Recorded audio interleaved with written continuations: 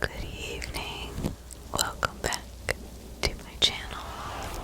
This is Jodi with All True Crime ASMR.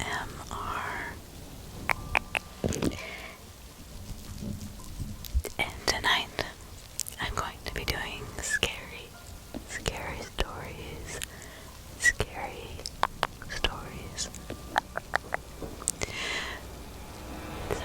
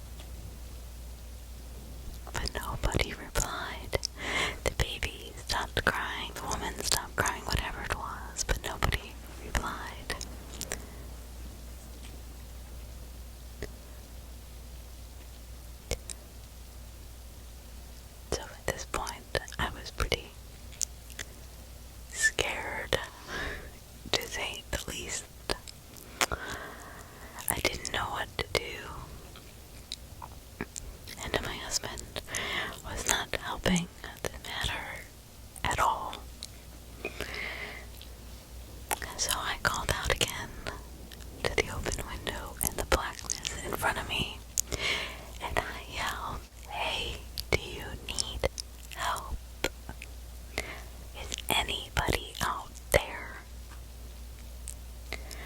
But just silence and darkness. All of a sudden, there was blood-curdling screams coming. I mean, they were ear-piercing screams from this woman or child. I don't know which. It was definitely not a man. Over and over, but no words were ever spoken. No cries for help. Nothing. Just screeching screams came from the forest. I dialed 911. I didn't care. I said, look, there is something yelling, screaming, screeching. I don't know what it is. Man, woman, child, I don't know. I think they are hurt. They're in my backyard in the woods. They are probably in danger. Nobody will respond to me when I yell out. And I gave him my address, 2251 Riverside Lane.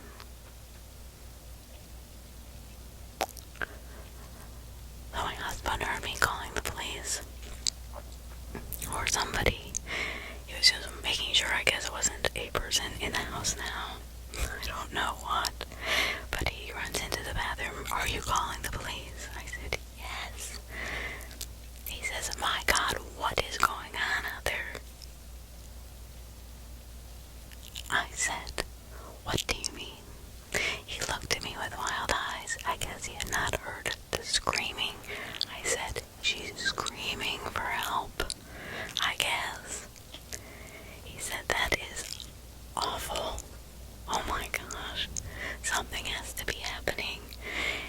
I said, look, do not go out there. I know you want that police will be here any second. Even the 911 caller was like, sir, do not go outside. It could put you in danger. Thank you, I said. But then I thought, what if somebody is killing her right now? Or they're being abducted, a child and a mother. And I just let that happen. I thought, oh my gosh, I didn't know what to do. I was very emotionally drained and ecstatic from hearing this for so long. But I just couldn't take it anymore. Before it had just been cries, but now that I approached it, I thought I was going crazy, but now I approached it and it started screaming. So I don't know if somebody had been out there this whole time. I was so confused. My husband tried to go out the door. I pulled him back. You are not going out there, I said. You could get killed, and I do not need you dead. We have 3 kids. Thank God the police arrived a minute later. As they walked into the backyard, the screaming stopped. I couldn't believe it. Their flashlight scanned through the trees. There must have been 20 cop cars. Because the woman on the phone on 911 did hear the screaming, and she was telling them that this was an emergency situation, that lots of backup may be needed. And considering the time in the morning, they didn't know what to expect. 30 minutes later, they all came back. Some of them had left, but they said, ma'am, we could not find anything, but we believe you because it's on the 911 call. Thank goodness, because they would have thought I was crazy. They didn't even find a footprint in the mud. The one officer said it was probably just some coyotes or foxes or something. I said, what? Every night they come at this time and they cry under our window like a child. One of the officers looked at me and said, yeah, they have this strange, weird mating call, foxes too, I guess. And it sounds like a woman screaming.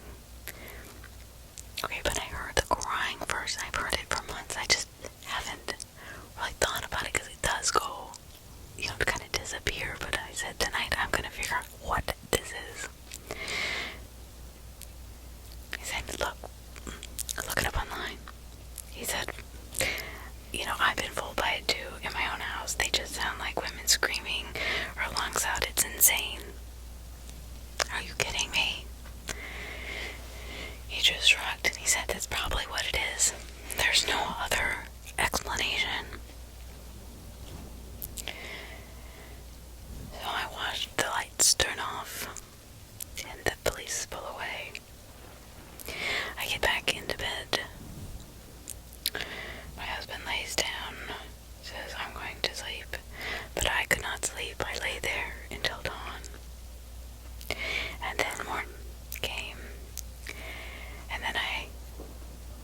sleep was taking over me.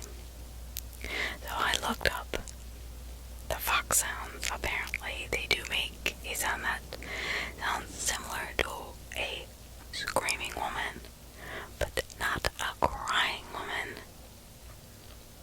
Anyway, I must be going insane.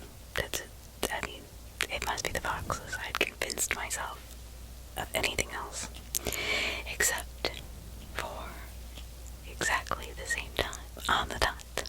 It happened again, but it was soft, and this time it wasn't from underneath our bedroom window, it was from deep in the forest. There was nothing screaming about it, it was crying, whimpering. I called the police again, the 911 caller hearing it again, but this time she heard the crying, only because there was no screaming.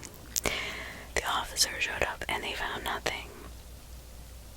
They also warned me not to call over the crying. I said, but the 911, and the officer cut me out and said, look, unless things get worse and you actually see somebody crying, it's probably just foxes. I was so frustrated. I chalked it up to the foxes. But even though they only made screaming sounds, it must be them. So I forced myself back to sleep. I invested in a heavy-duty white noise machine similar to the one I'd used for my first daughter. And that didn't help, because for some reason it got through the heavy sound, white noise sound. And then we bought fans, and then a box fan. Then I had to turn everything up on high, finally. For about a week, we all slept like babies. Luckily, the kids did not hear any of this because their room did not face the backyard, so they were never affected by any of this. However, the night of October 30th, it all happened. It started out pretty well, right? Got the kids to sleep early. We hung out, we talked, my husband and I. And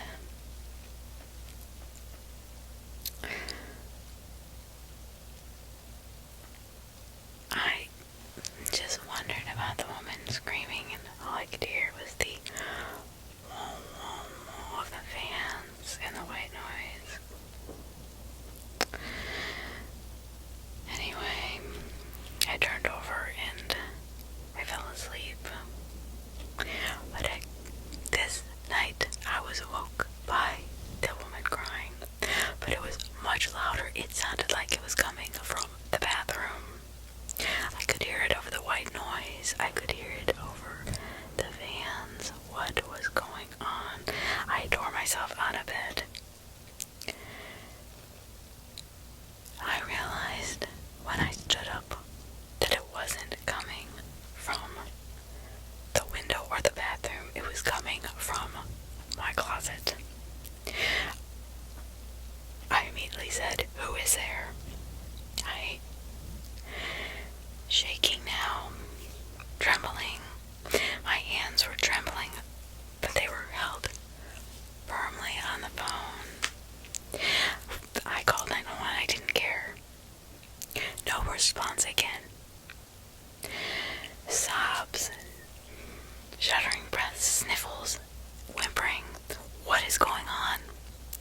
My husband asked. I said, "There's somebody in our closet, I swear." I turned my phone's flashlight on. I know the 911 caller heard it.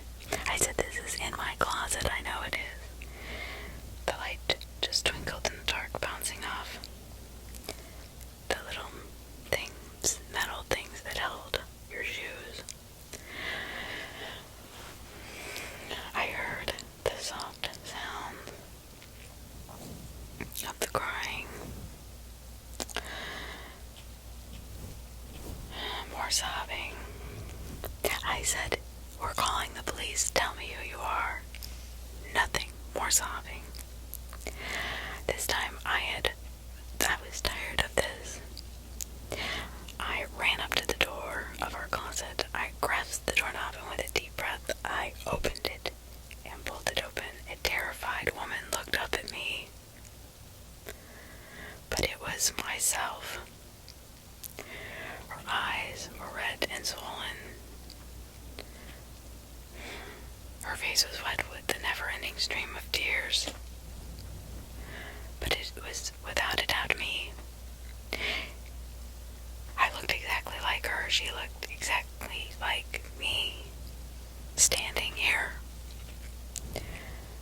"Hello," I whispered. She sobbed over and over as she stared up at me, as if she were not quite registering who I was. Me, you're me.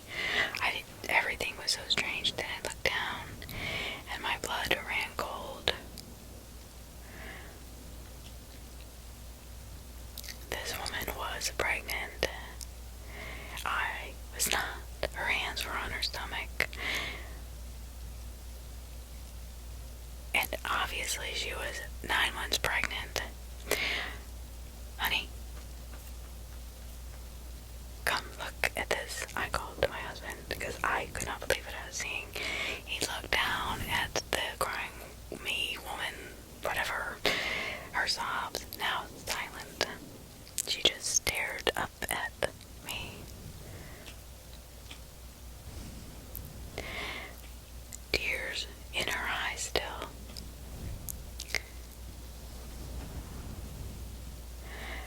"Do you see this?" I said to my husband. He said, "Yes." I don't know what to say.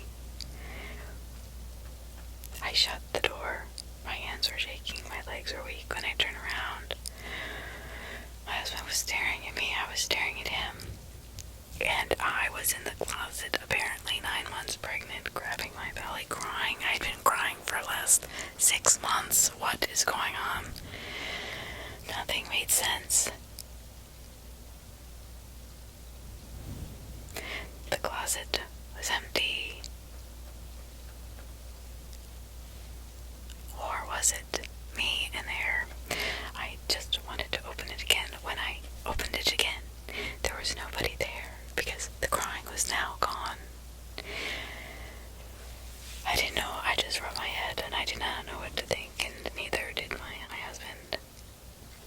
This whole thing is stressing me out. I wasn't pregnant. This woman was clearly pregnant. And she was crying, and that was me. I know, honey, that doesn't make any sense. And then when we opened it back up, there was nobody there. I know. It doesn't make any sense to me. This has been stressing us out for 6 months now. What is going on? I didn't move. My husband didn't move either. I am not leaving this bed. I am not going downstairs. I just want to be right here. He paused, staring into my eyes. Then I finally nodded. "Okay, fine." I got off the bed, pulled on a bathrobe, and headed towards the door. The beard out of sight, my husband turned and ran for the closet. This time she was there. The woman, my twin, is there crying silently on the floor of our closet. He did not want me to see this. I'm running towards our closet again, and I looked at him, and with absolute terror, she was there again. He said, "Oh my gosh, which one is my wife? Is my wife pregnant or is she not?" He was losing his mind, he thought. How do I know which one is the right one? How does he know which one is the right one? How do I know I am me or she is me? I don't know. I didn't feel right. It was something intangible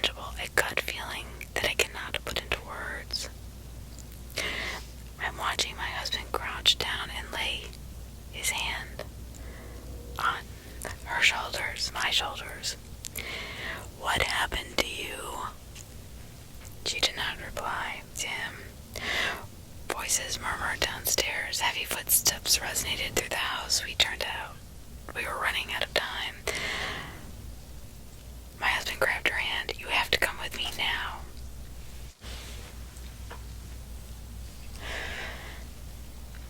She slowly, shakily stood up. He pulled her out of the bedroom, and we softly entered the hall, making our way to our kids' room. Downstairs, the lights were on. I was turned away from him and my twin, my doppelganger. I'm talking to the two policemen. And I hear, we can't let them see us. What does that mean? Don't make a sound. Don't even. I turn around. And my doppelganger let go of my husband's hand. And she ran. Her footsteps thundered across the hall as she sprinted into our kids' room. No, he whispered as he ran after her. He glanced down the staircase. I was still talking to the police, but now we were all staring up at my husband. When I realized that it wasn't me that called the police, and I hadn't been calling 911 at all. I'd been calling for backup. I dove into our kids' rooms after this woman and my husband. I crouched over Abby and Mark. This time I'm crying, and for the first time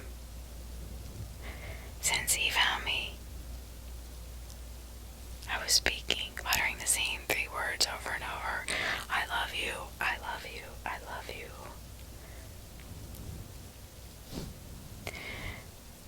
My husband helped my kids out of bed. Abby, Mark, we need to go now. They sleepily followed him towards the door. I trailed behind them. I opened the door. All of a sudden, I stood in front of us. This was so confusing. The 2 policemen stood behind me, their guns raised. Run, he said to me. It was a risk, a huge one. They could shoot all of us in an instant, but for some reason they did not. We ran downstairs and they chased after us, but no shots were fired. We were alive. As we ran out the door, he grabbed our car keys from the hook. Then we pulled out of the driveway. The 3 of them stood in the doorway watching us, guns still raised, yet never to trigger. Abby, Mark, are you okay? He asked as we pulled into the driveway, out of the driveway. Daddy, what's happening? Abby asked. Are we in trouble? Mark asked. We're okay now, he said.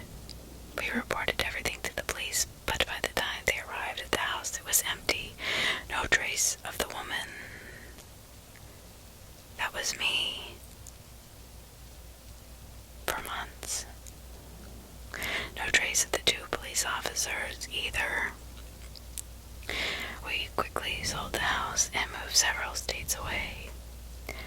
I recovered very slowly, but I didn't seem, luckily, to sustain any permanent damage.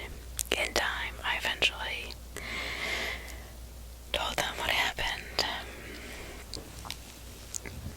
It was a few months ago, about a month after I had gotten pregnant. I said, my hands were shaking as I picked up a cup of tea. I said, I got up to use the bathroom and I heard someone outside, someone crying for help. I went to the back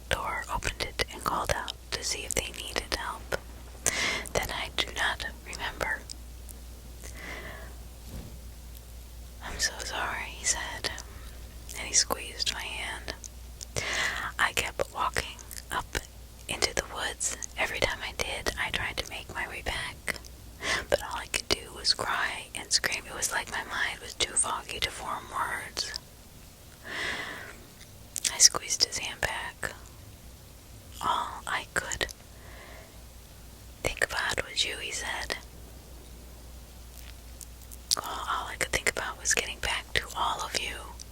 When I found the door unlocked one night, I walked into our bedroom, and then I don't remember, but I must have gotten scared because I found myself in the closet hiding away from that woman, from your woman, and that woman's voice, unable to stop crying.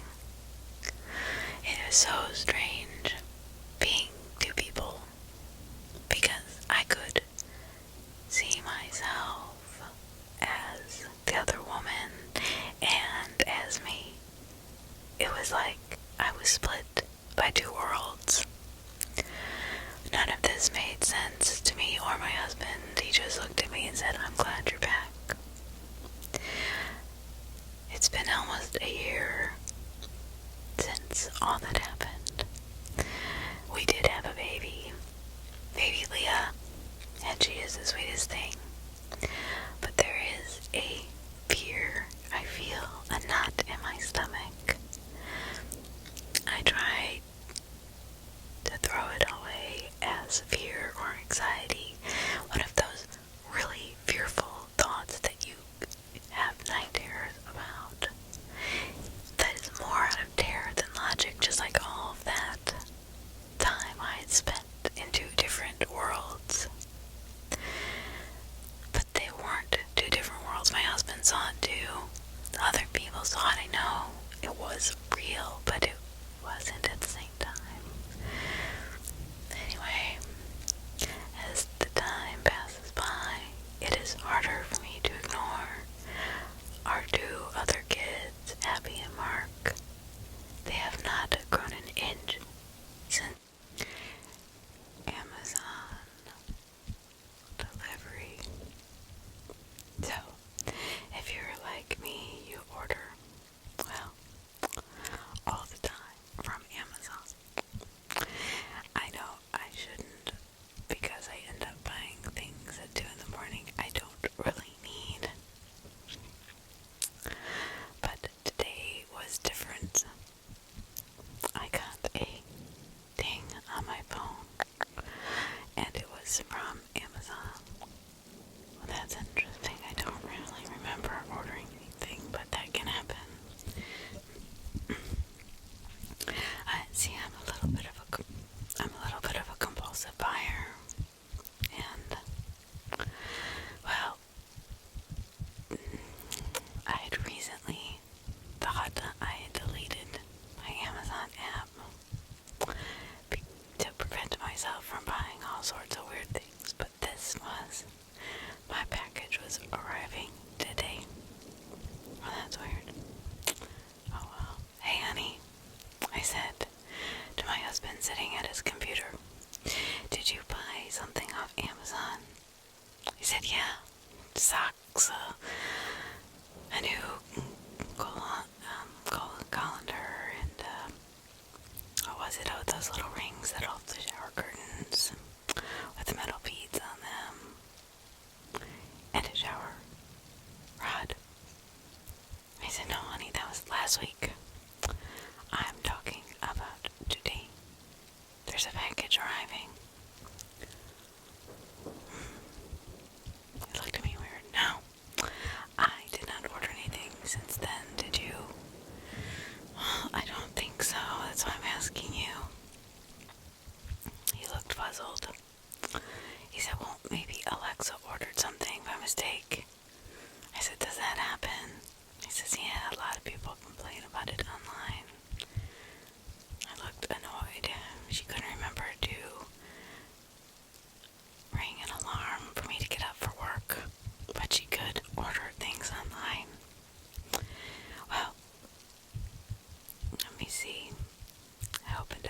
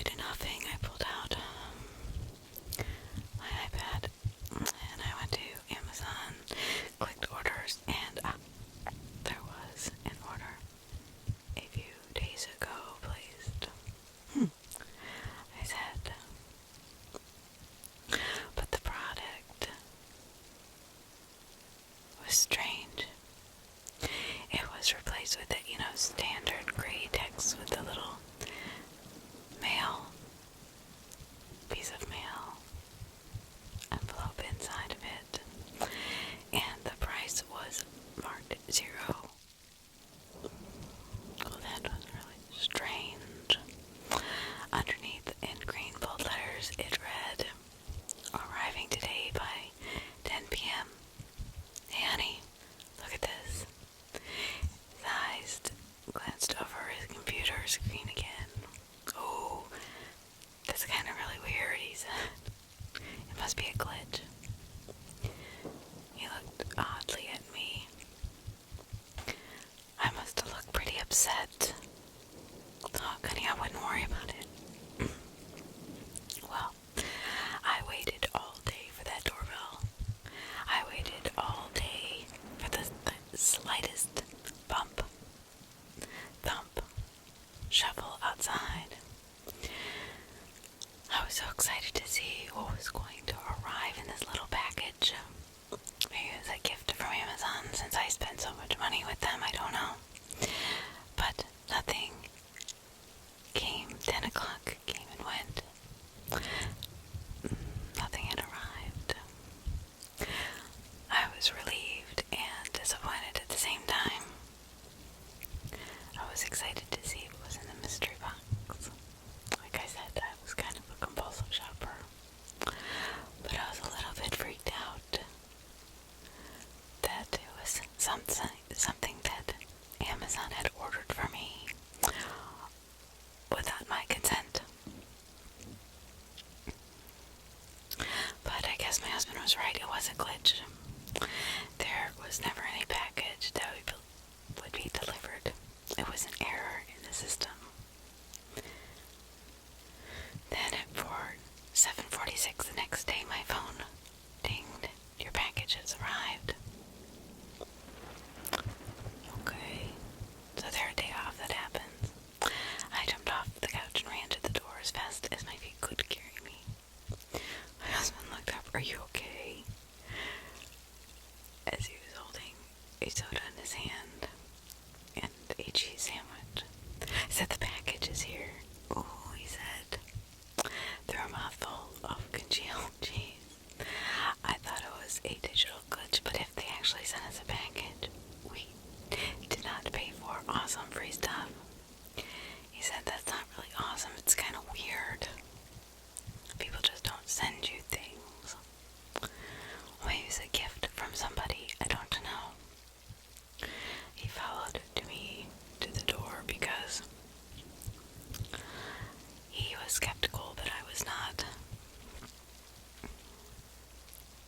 I don't know why I was so nervous, but I opened the door and thinking, well, mail mix-ups happen all the time. Ben's right, this is good. It's free stuff. It's always good. I yanked the door open. There it was. Oh my gosh, I was so excited. I looked at my husband. I was like, "Look, see, a brown box." I put a foot on and picked it up. It was much heavier than I expected.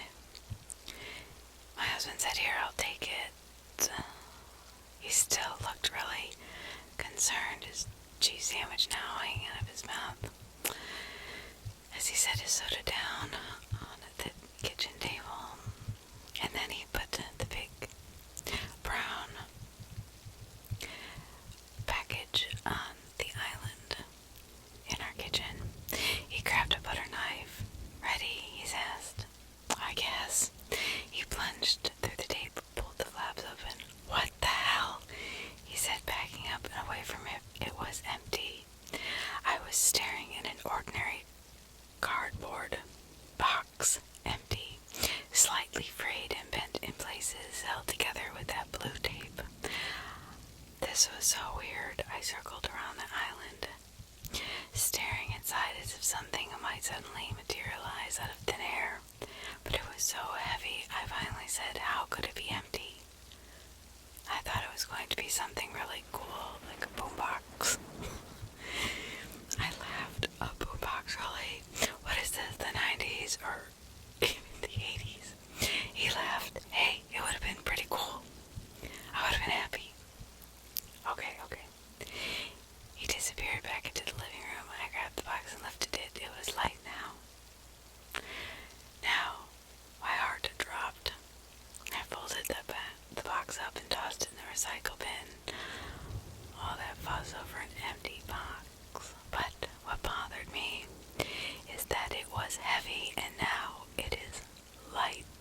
something was in the box. At 3 o'clock a.m., I woke up with cold sweats. The window was wide open, curtains blowing in the breeze. Damn it, I said, rushing to close it. That's when I noticed the bed was empty. Where was my husband? Honey, I whispered. I glanced at the bathroom. The light was off. The bedroom hung wide open, though dim. A dim golden light shone across the stairs. Oh, he must be downstairs. I walked down to the hallway. It was even colder out there. I whipped around and noticed every bedroom door was open. Every window was open. What kind of crap is my husband up to? Honey, I shouted. No reply. I sighed and started down the stairs. As I descended, I started to hear it. A repeated metallic noise that throbbed in my ears like a heartbeat. What is he doing? Honey, I called loudly. What the hell are you? I froze. Ben was standing at the kitchen island, hunched over something. He did not look up at me. His arms just moved back and forth, almost melancholy. He was sharpening knives. Every single knife we owned was divided into 2 piles on either side of him. Shoop, shoop, shoop, shoop, shoop. He pulled that knife out of the sharpener and placed it in the right pile with a metallic clank. Then he picked up the next one, a 12-inch long chef's knife, and began sharpening that. He then stopped. I ducked behind the wall, holding a hand over my mouth. Honey, he called from the kitchen. My lungs felt like they were going to burst. They hurt so bad. I have something to show you, he said. His voice was flat, almost monotone, and eerily evil. His bare feet slapped against the tile, slowly, heavily, as he walked towards me. I know that you're there. I took in a slow, shuddering breath, extended my foot in front of me, silently. Honey, I ran. I took off down the hall. My feet slipped against the linoleum, but I forced myself forward, lungs burning. Allie, he screamed. His voice was no longer light and kind. It was angry. I grabbed the keys off the hook. I then opened the garage and ran into the driveway. His hulking form was silhouetted in the doorway, the knife gripped tightly in his hand. I dove into the car, locked the door, started it up. The headlights washed over him, and his eyes glinted eerily green in the light. For a moment, he was standing still. Then, out of nowhere, he bolted towards the car as fast as he possibly could, a knife raised in his hand, mouth opened in an animalistic howl. I peeled out of the driveway. My mind raced. Ben had never been violent, never.